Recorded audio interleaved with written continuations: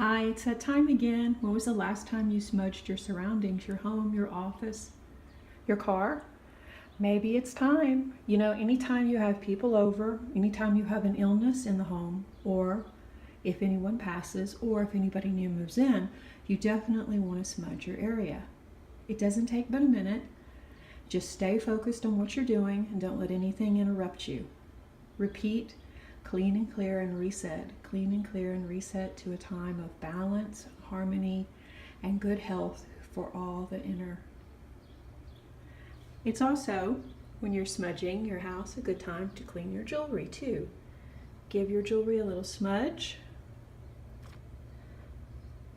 Smudge the stuff in the house. And be sure and get into the corners. Yeah? And you'll notice how good it can feel again.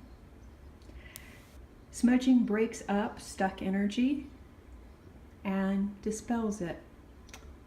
It uses both the energy of the plant, the sage in this case, which is a very strong plant, which has lots of energy, and also the element of fire, which is great for clearing things out, and of course air, which is the smoke.